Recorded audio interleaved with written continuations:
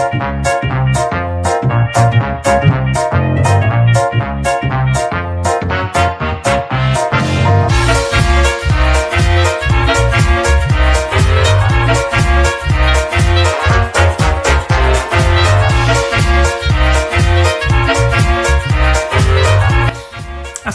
warahmatullahi wabarakatuh. Kembali lagi bertemu dengan saya Pak Alkin di dalam pembelajaran IPA. Bagaimana kabar kalian anak-anak pada pagi hari ini? Alhamdulillah jika kita semua masih diberi kesehatan oleh Allah Subhanahu wa Ta'ala. Pada pembelajaran sebelumnya kita sudah belajar mengenai gaya listrik, pemanfaatannya dalam kehidupan sehari-hari dan berbagai macam jenis perubahannya. Pada pagi hari ini kita masih akan belajar mengenai gaya. Lebih tepatnya lagi 3 jenis gaya. Gaya yang pertama kita akan belajar mengenai gaya magnet, gaya gravitasi, dan terakhir gaya gesek. Baiklah, untuk lebih jelasnya lagi, mari kita saksikan tayangan video berikut ini. IPA tema 7 subtema 3, pembelajaran 1 dan 2. Pemanfaatan gaya dalam kehidupan sehari-hari. Pemanfaatan gaya dalam kehidupan sehari-hari. Perhatikan gambar berikut, adalah gambar-gambar yang mewakili gaya apa saja yang akan kita pelajari pada pagi hari ini. Yang pertama gaya magnet, yang kedua gravitasi, dan yang terakhir gaya gesek. Gaya magnet. Gaya magnet dan gaya gravitasi adalah beberapa macam gaya yang kita manfaatkan dalam kehidupan sehari-hari. Apa saja manfaatnya? Ayo kita pelajari penjelasan berikut terlebih dahulu.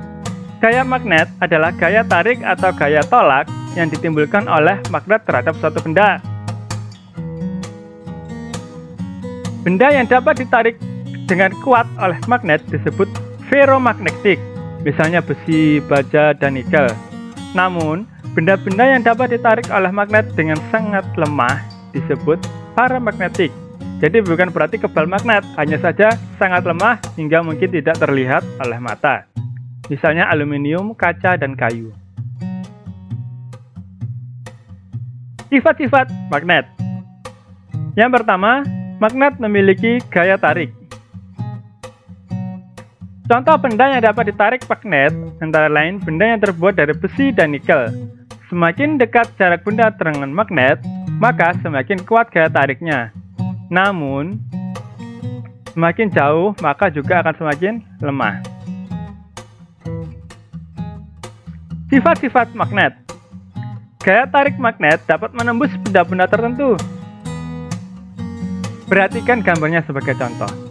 Jika antara magnet dan benda magnetik diberi penghalang, benda magnetik itu seperti besi dan nikel tadi, diberi penghalang yang tipis, misalnya kertas atau kain, maka magnet dapat menarik benda tersebut menembus penghalangnya.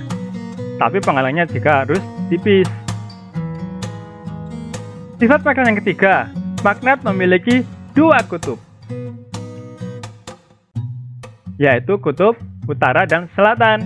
Kekuatan gaya tarik magnet tidak merata di seluruh bagian magnet, hanya saja yang paling kuat berada di ujung-ujungnya, yaitu kedua kutubnya. Daerah di sekitar magnet yang masih dapat dipengaruhi oleh gaya magnet disebut medan magnet, jadi daerah di sekitarnya magnet. Nah, jadi yang daerah yang di sekitar magnet tidak langsung terkena magnet disebut memiliki medan magnet.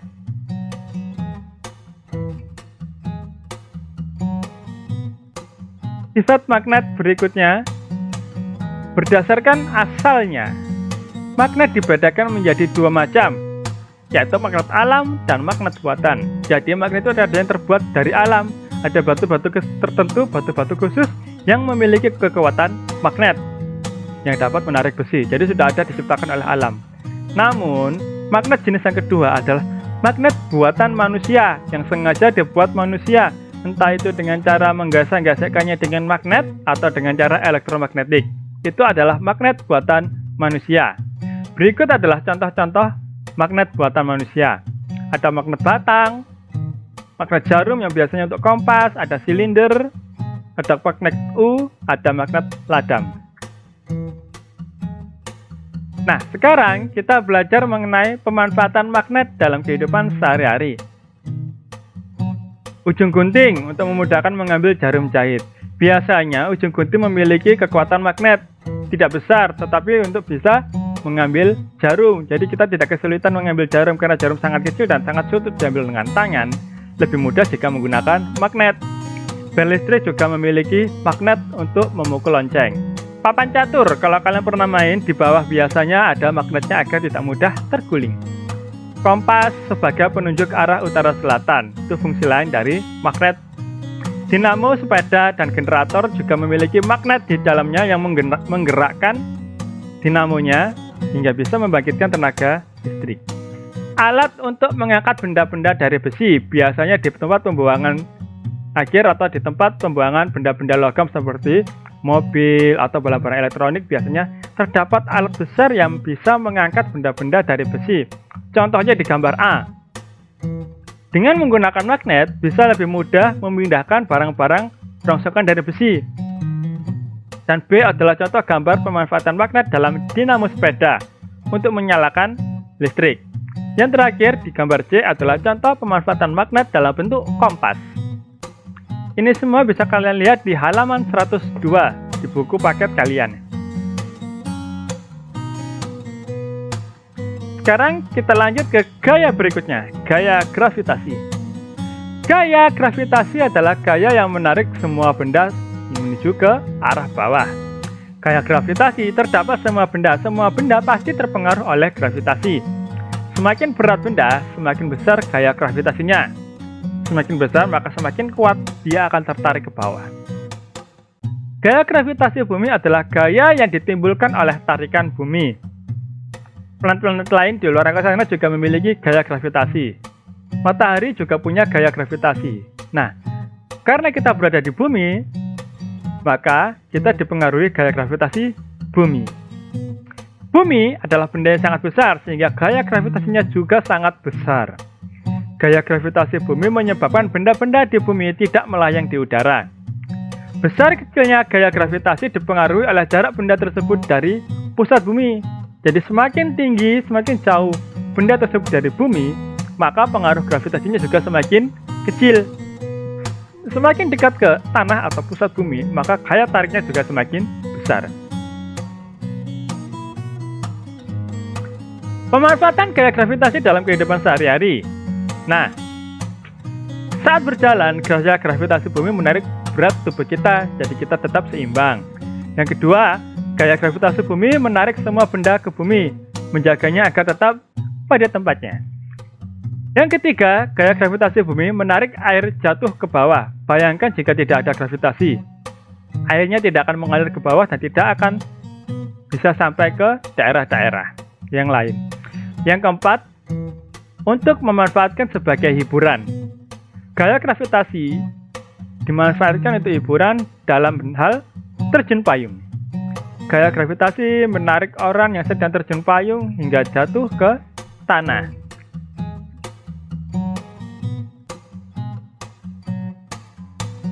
Gaya yang ketiga atau gaya yang terakhir adalah mengenai gaya gesek.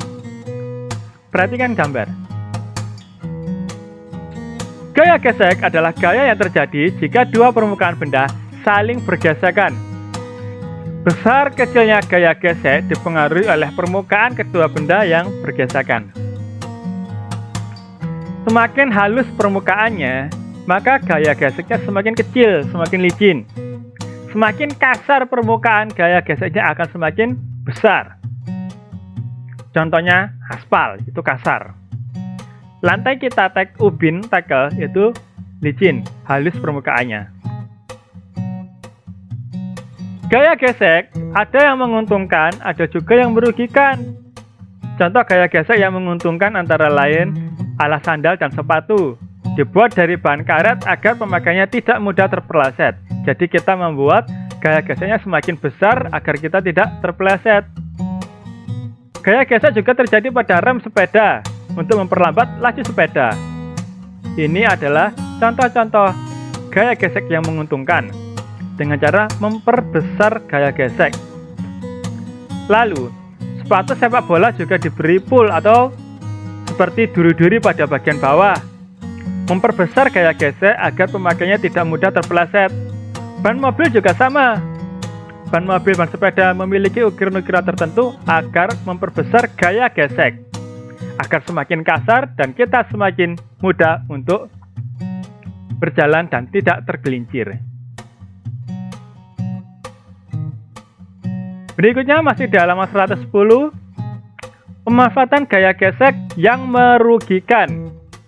Pada mesin sepeda motor atau mobil, selalu terjadi gesekan di bagian mesinnya.